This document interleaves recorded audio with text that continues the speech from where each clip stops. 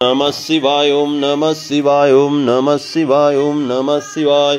कामदेव के नामों का निर्देश उसका रति के साथ विवाह तथा कुमारी संध्या का चरित्र, वशिष्ठ मुनि का चंद्रभाग पर्वत पर उसके तपस्या की विधि बताना। ब्रह्मा जी कहते हैं, मुने, तदनंतर मेरे अभिप्रायों को जानने वाले मरीच आदि मेरे पुत्र सभी मुनियों ने उस पुरुष का उचित नाम रखा। दक्ष आदि प्रजापतियों ने उसका मोह देखते ही परोक्ष के भी सारे वृत्तांत जानकर उसे रहने के लिए स्थान और पत्नी प्रदान की। मेरे पुत्र मरीच आदि द्विजों ने उस पुरुष के नाम निश्चित करके उससे यह युक्ति युक्त बात कही। ऋषि बोले, तुम जन्म लेते ही हमारे मन को भी मतने लगे हो, इसलिए लोकों में मन्मथ नाम से विख्यात होंगे। मनोभव तीनों लोकों में तुम इच्छानुसार रूप धारण करने वाले हो, तुम्हारे समान सुंदर दूसरा कोई नहीं है। अतः काम रूप होने के कारण तुम काम नाम से भी विख्यात हो। लोगों को मदमत्त बना देने के कारण तुम्हारा एक नाम मदन होगा। तुम बड़े दर्पण से उत्पन्न हुए हो, इसलिए दर्पक कहलाओगे, और सदर्भ होने के कारण ही जगत में कंदर्प नाम से भी तुम्हारी ख्याति होगी।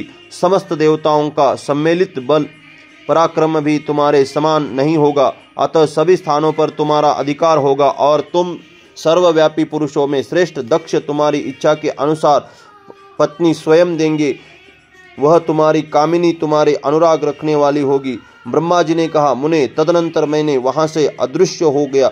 इसके बाद दक्ष मेरी बात का स्मरण करके कंदर्प से बोले, कामदेव, मेरे शरीर में उत्पन्न हुई मेरी यह कन्या सुंदर रूप और उत्तम गुणों से सुशोभित है। इसे तुम अपनी पत्नी बनाने के लिए ग्रहण करो। यह गुणों की दृष्टि से सर्वथा तुम्हारे योग्य है।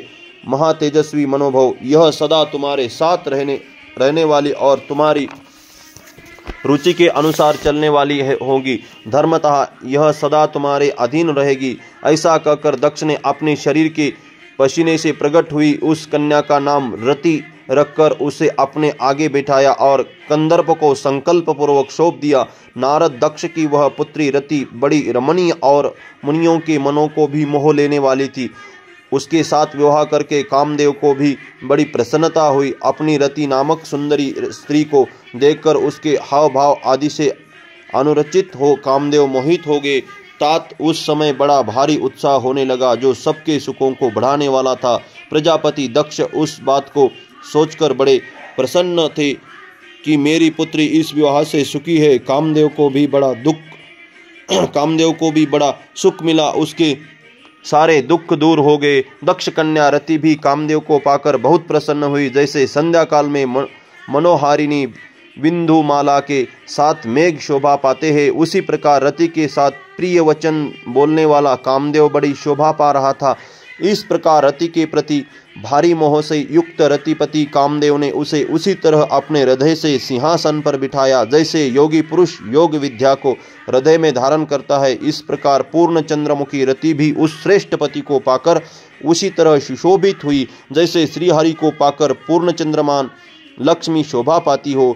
सुत जी कहते हैं, ब्रह्मा जी का यह कथन सुनकर मुनिश्रेष्ठ नारद मन ही मन बड़े प्रसन्न हुए और भगवान शंकर का स्मरण करके हर्षपूर्वक बोले, महाभाग विष्णु शिष्य महामते विधाता, आपने चंद्रमौली शिव की यह अद्भुत लीला कही है।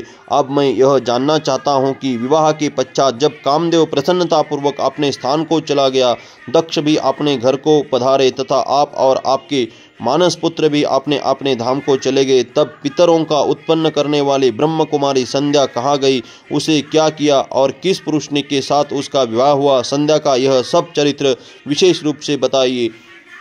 बोलो सियावर रामचंद्र की जय, पवन सुत हनुमान की जय।